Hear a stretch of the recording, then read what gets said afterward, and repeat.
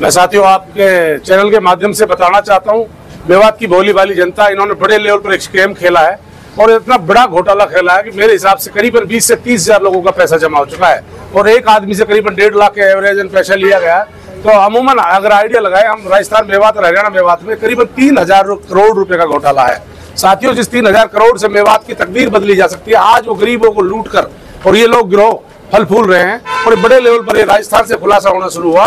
वहां पर सैकुल नाम का एक बड़ा गिरोह चल रहा है और फिर ठीक उसी के पर तर्ज पे हरियाणा में भी 3-4 गिरोह चल रहे हैं। कोई बड़कली वाला गिरोह है, कोई महू चोपड़ा वाला गिरोह है, मौलाना अरशद के नाम से गिरोह, कोई मौलाना नायब के नाम से गिरोह, कोई किसी नाम से गिरोह चल रहा है।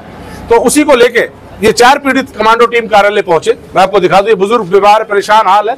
तो ये कमांडो कार्यालय कल पहुंचे और बराबर ऐसे सैकड़ों लोगों को रोज फोन आते हैं कि हमारा इतना पैसा जमा हो चुका है। क्या कार्रवाई चाहते हैं, क्या आपने शिकायत दी और किसको दी है? मैं अभी कमांडो टीम मेवात की तरफ से मार्फत मेमोरेंडम लेकर बकायदा अभी एसपी साहब से मिला और एसपी साहब के नोटिस में डाला कि करीबन ये 2 गिरोह बड़े बड़े गिरोह हैं, ये करीबन 3 से 4 हजार करोड़ का घोटाला मेवात के अंदर कर चुके हैं और गरीबों को, ऐसे गरीबों को लूट चुके हैं जिनके पास वाकई में राशन तक घर में खाने को नहीं है। उन्होंने जैसे तैसे करके इस पैसे को इकट्ठा किया, कहीं मांग कर किया, कहीं उन्होंने जेवरात बेच कर किया, कहीं उन्होंने मजदूरी करके किया। एसपी साहब ने क्या भरोसा दिया है? एसपी साहब ने फौरन ही एप्लीकेशन को पढ़ने, क्योंकि अभी तुरंत आई साहब की मीटिंग भी है, समय का अभाव होने की कमी से, तो एसपी साहब बोला फौरन उसको मार्क किया और आगे के लिए उसके लिए जो स्पेशल टीम बना के उसके लिए आगे के लिए आदेश जारी कर दिए एसपी साहब ने भी फौरन।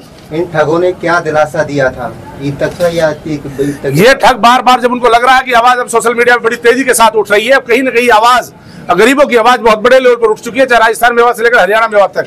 तो यहाँ तक भी सुनने मारा कि इसमें 2-3 ठग तो करीबन ये सुनने मारा कि वो फरार हो चुके, विदेश जा चुके हैं, इंडिया छोड़ चुके हैं और मुझे लगता है गिरोह के और लोग भी जल्दी ना भाग जाएं, इन पे फौरन पुलिस शिकंजा कसे और इनको ट्रैक करे और इनको फौरन पकड़े।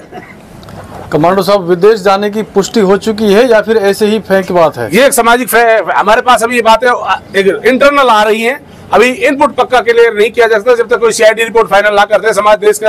अगर जिस तरह से सोशल मीडिया के माध्यम से, आवाम के माध्यम से जिस तरह पीड़ित लोग हैं वो उनको ढूंढ रहे हैं, तलाश रहे हैं, उन चीजों से पता चला है कि ये लोग यहाँ से भाग चुके हैं, लोग निकल चुके हैं। ये हो सकता है इंडिया में अंडरग्राउंड हो, लेकिन हो सकता है कुछ लोगों ने विदेश जा चुके हैं। जहाँ तक बात की जाए तो गरीब लोगों को ये किस तरह से अपने झांसे में लिया करते थे, किस तरह से एजेंट थे इनके जो काम किया करते थे? ये क्या था, इनका एक अलग तरीके का प्रोपेगेंडा इन्होंने चलाया। 10 आदमियों को ग्रुप जैसे बना लिया, इन्होंने 10 शादी की, उनका खूब प्रचार प्रसार किया और वो फिर 10 लोगों को ऐसा एजेंडा बोला, वो 100 लोगों को लेकर आए। फिर इन्होंने 20 लोगों की शादी की, उनको डबल रूप में देने के तौर पे और एक्स्ट्रा देंगे, तो वो 10 शादियां की, वो 100 लोगों के पैसे जमा करा दिया। फिर उन्होंने 20 शादियां की, वो 400 लोगों को पैसे जमा कर दिए। इस तरह से चैन ऐसे बढ़ती गई और ये बहुत बड़े लेवल पर एक ग्रुप फैलता गया और ऑटोमेटिक एजेंट तैयार होते गए। क्या गरीब व्यक्ति की माँ बहन की इज्जत जो है, यानी कि जो पैसे से, बगैर पैसे से नहीं हो सकती शादी? बिल्कुल हो सकती थी, लेकिन कहीं ना कहीं एक लालच, कहीं ना कहीं गरीबी के प्रधानित हर बहन बेटी चाहती है मुझे भी कुछ दहेज में ऐसा मिले जिससे मेरा घर वहां जा सके, मुझे भी जैसे वहां पर देखा जा सकता है।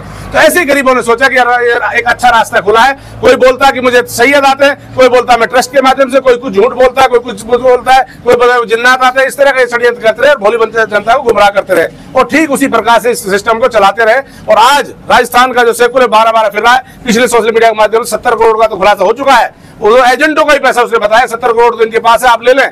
ऐसा करीबन मेरे हिसाब से मुझे लगता है 3 से 4 हजार करोड़ का घोटाला है। फौरन मुझे पता है कि एसपी साहब इस पर संज्ञान लेगा, बड़े लेवल पर इनको उठाएगा। उठाने के बाद हो सकता है गरीबों का पैसा वापस आ जाए। और मैंने एसपी साहब ये भी गुहार लगाई कि फौरन जनता का खुला दरबार लगाए।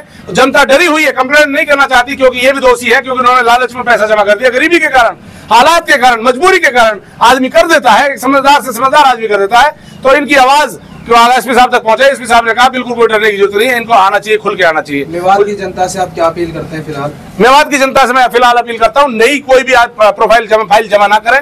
ये बहुत बड़े ठग और चोर है, ये बहुत बड़ा एक स्कैम है। इस तरह मेवात में पहले भी ट्रैक्टरों वगैरह का स्कैम घोटाला हो चुके बड़े बड़े लेवल पर। आज हमें जागरूक होने की जरूरत है। मैं पूरी मीडिया से गुजारिश करता हूं, आप अपने चैनल के माध्यम से लोगों को जागरूक करें ताकि और लोग लूटने से बच जाए और उन गरीबों का हक मिल जाए। और इस आवाज को आप आगे तक ट्रैक करें, आगे तक बात को रखें, सीएम तक ये बात जाए। और दूसरा हमारा जो मेमोरेंडम है वो मुख्यमंत्री को डीसी साहब के मार्फत अभी तुरंत देना है। हमें अभी आई साहब की मीटिंग हो गई, इसलिए मजबूरन अभी वो मेमोरेंडम दे नहीं पाए। शुक्रिया।